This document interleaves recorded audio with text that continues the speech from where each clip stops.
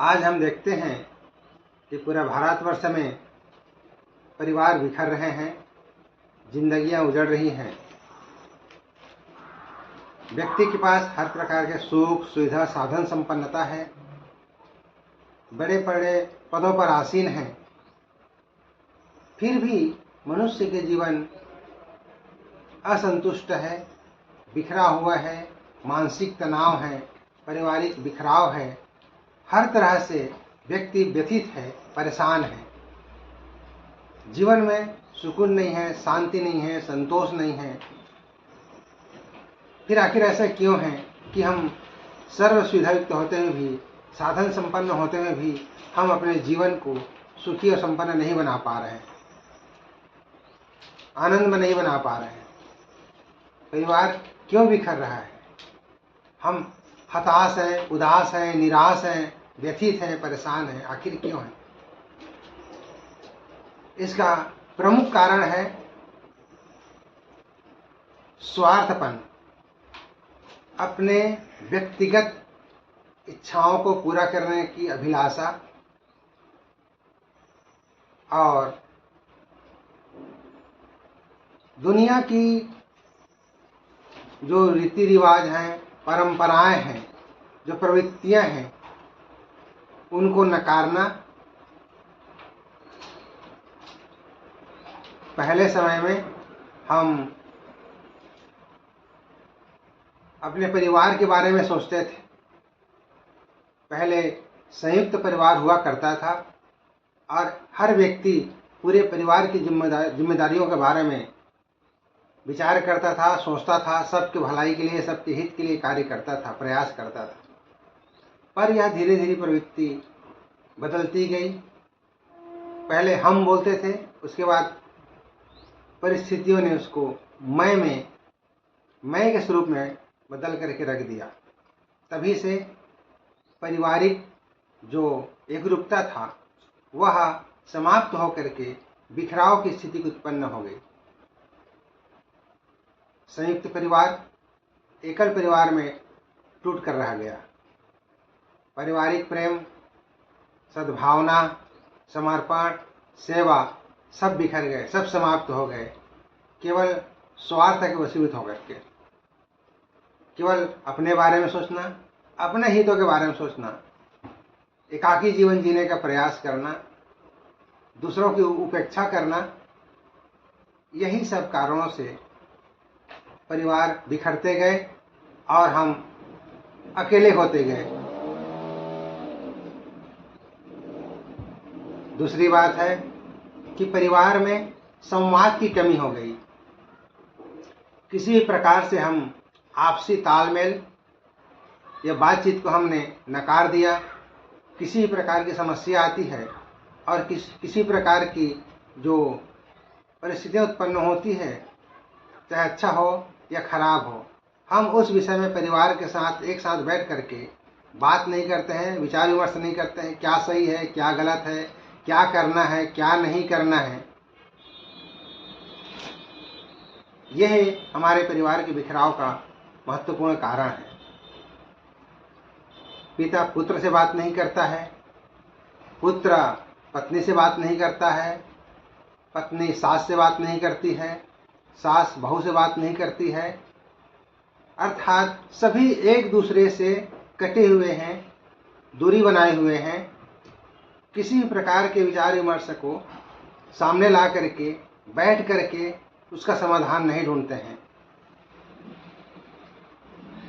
इसलिए व्यक्ति का जो लगाव था, प्रेम था, स्नेह था, आपस में एकरूपता महसूस करने का जो भाव था वह समाप्त हो गया। इसलिए परिवार बिखरने लगा और आज भी इन्हीं भावनाओं के साथ हम जीते हुए परिवारों को समाप्त कर रहे हैं, सुख और चैन को समाप्त कर रहे हैं। और इन परिस्थितियों को उत्पन्न करने में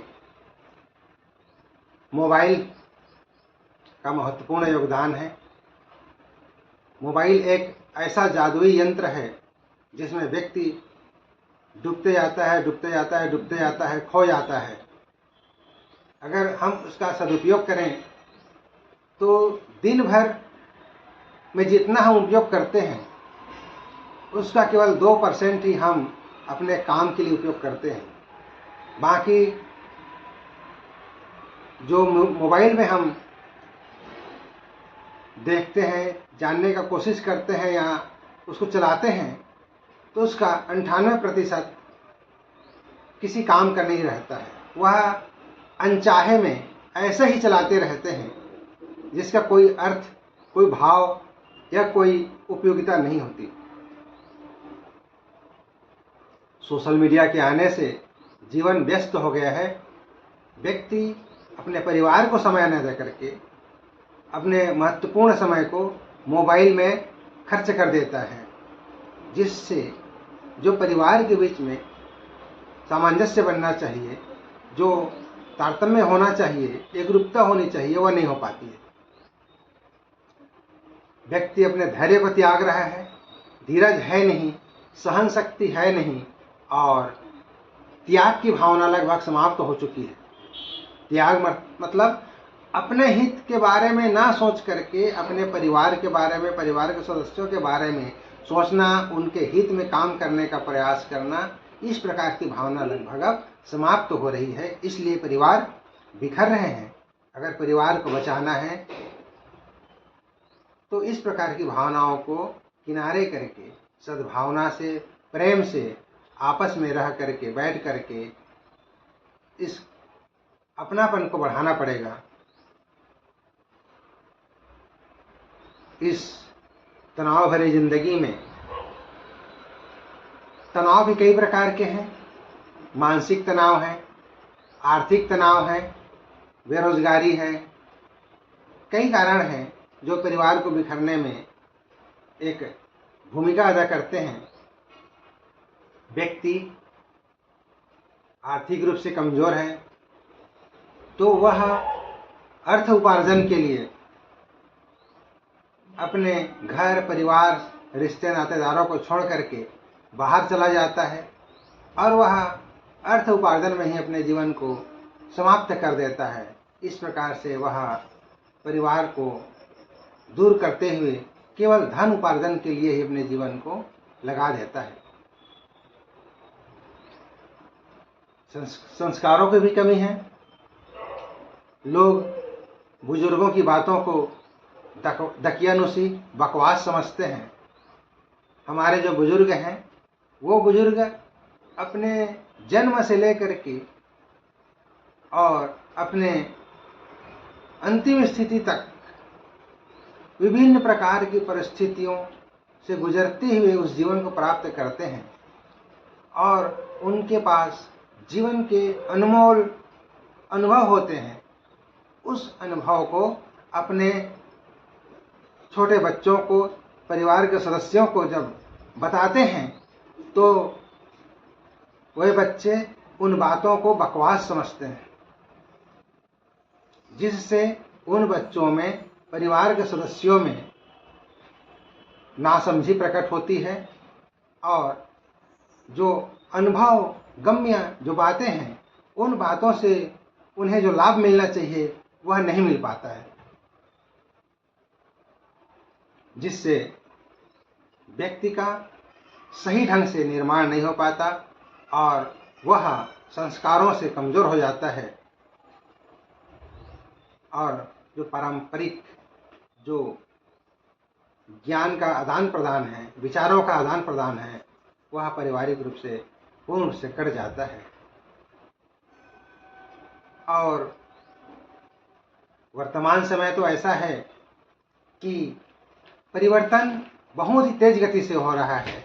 इसलिए जो पुराने विचारधारा है और नए विचारधारा के लोग हैं, दोनों आपस में तालमेल नहीं रखना चाहते, करना नहीं चाहते। दोनों अपने अपने सिद्धांतों पर अड़े रहते हैं और आपस में तालमेल नहीं बिठाते हैं। इसलिए उनमें वैचारिक तनाव उत्पन्न होता है, दूरी उत्पन्न होती है और ऐसे में दोनों में विवाद उत्पन्न होकर के परिवार बिखरने की कगार पर पहुंच जाते हैं। नशाखोरी, पारिवारिक हिंसा और एक दूसरे पर अविश्वास के कारण भी परिवार बिखरते हैं। परिवार में तनाव रहता है, व्यक्ति नशा का आदी हो रहा है, सामाजिक मूल्यों को, मानवीय मूल्यों को, पारिवारिक मूल्यों को दरकिनार कर रहा है। संयुक्त परिवार टूटकर एकल परिवार में बदल गया, जिससे परिवार बिखर गया है। पति, पत्नी, सास, ससुर, भाई, बहन, पुत्र, पुत्रियां सभी एक दूसरे के विचारों से तालमेल बिठाना नहीं चाहते। वह अपने अपने विचारधारा में, अपने अपने सोच में, अपने अपने चिंतन में अपने अपने मर्जी का मालिक बनना चाहते हैं।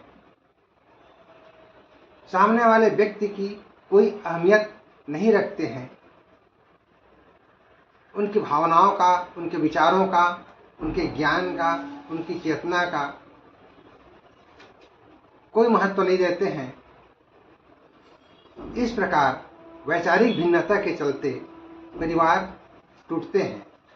अगर मनुष्य को संपूर्ण सुख सुविधा से संपन्न कर दिया जाए, फिर भी अगर उनके जीवन में सुकून नहीं है, शांति नहीं है, संतुष्टि नहीं है,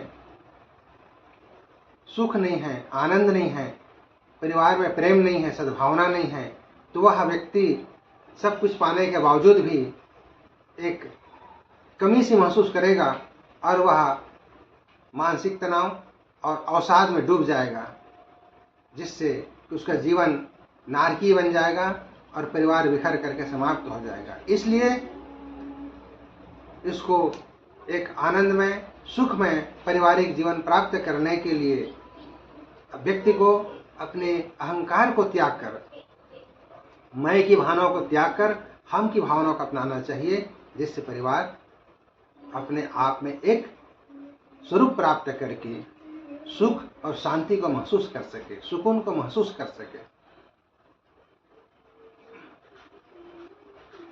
इन विभिन्न प्रकार की उत्पन्न होने वाली परिस्थितियों को समाप्त करते हुए, वैचारिक सद्भाव रखते हुए, एक दूसरे पर सहयोग और सद्भाव के विचार रखते हुए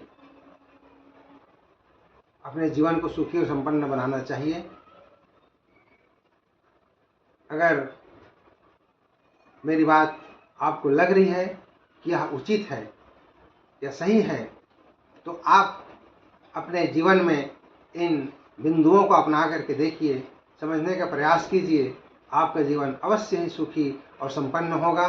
परिवार में सुख, शांति और समृद्धि आएगी और बिखरते हुए परिवार बच जाएंगे, टूटते परिवार बच जाएंगे। आपका जीवन सुखी और संपन्न हो।